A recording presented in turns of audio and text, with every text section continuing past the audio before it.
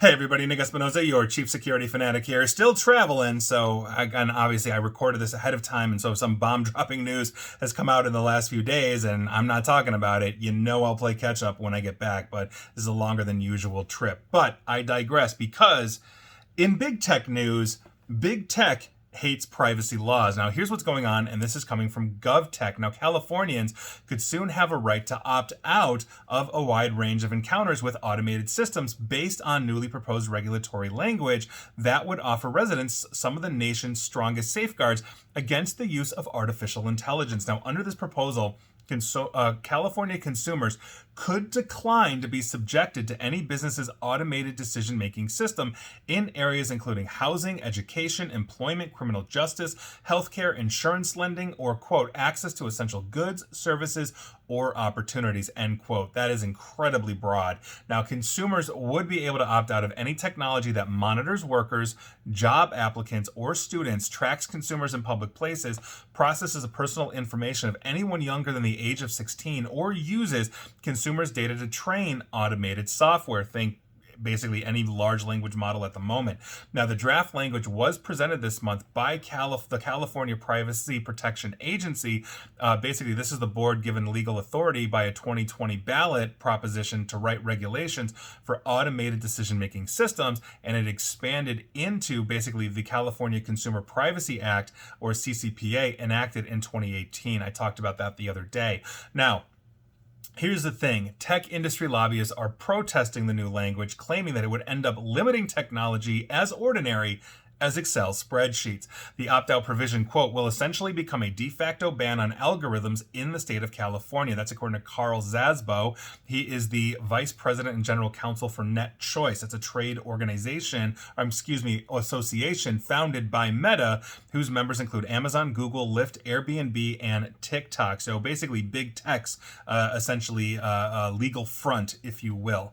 There you go. Now, digital privacy advocates say that the rules are necessary to protect consumers as AI basically seeps into more of our daily lives, from software that ranks job applicants to formulas that determine whether a prisoner should be given parole, which I think is utterly ridiculous. Quote, every day, these decisions will determine what schools you can go to, what kind of credit you get, what kind of health care you get, end quote.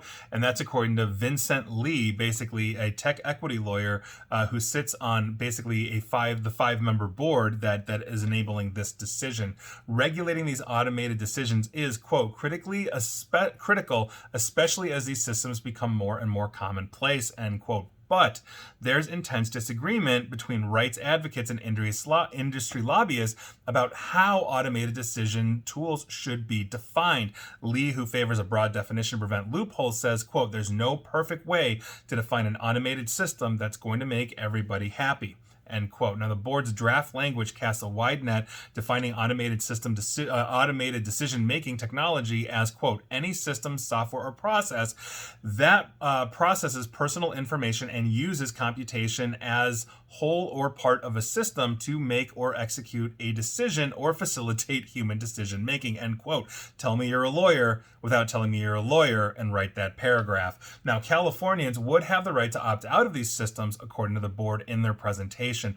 This kind of language reaches too far, according to Zasbo of Net Choice. Quote, if you use one of those Coca-Cola machines where you can hit a button saying, surprise me, if you're using an Excel spreadsheet and you ask it to do an intelligent summation, if you have services like autocomplete, those are all forms of automated decision making, end quote. Now, I understand that, but the whole point of this here is basically to thwart data mining. And so if I have an Excel spreadsheet and essentially Microsoft is saying my Excel spreadsheet is not phoning home, and cybersecurity researchers can prove my Excel sheet is not contacting Microsoft to say, hey, Nick is running pivot tables, that is perfectly fine. That is in my control. If the Coca-Cola machine is not identifying me as saying, hey, Nick likes, I don't know, cherry Coke, or he hits the surprise button 3 times every week when he hits the Coca-Cola machine, which I do all the time or something, that's different.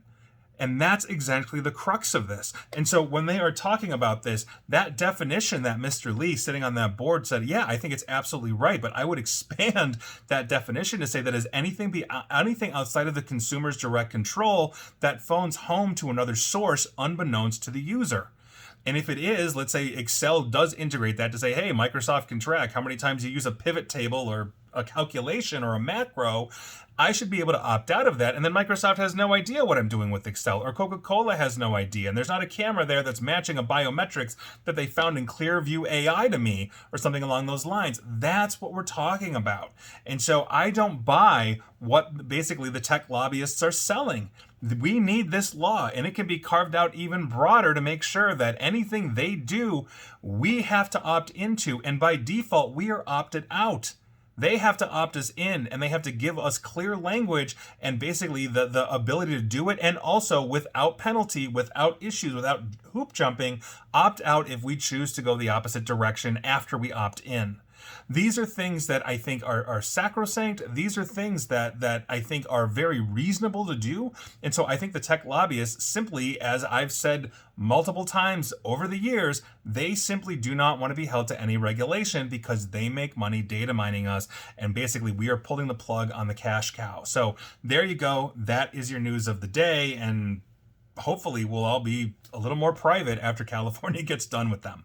And please like, share, follow me here on Facebook and Twitter at NickAESP, where you will be data mined due to automating decision-making processes. Same with YouTube and apparently Threads, which I'm now unfortunately on as well, but you can follow me there too. And as always, stay safe, stay online, and please attempt to stay private. Thanks, everybody.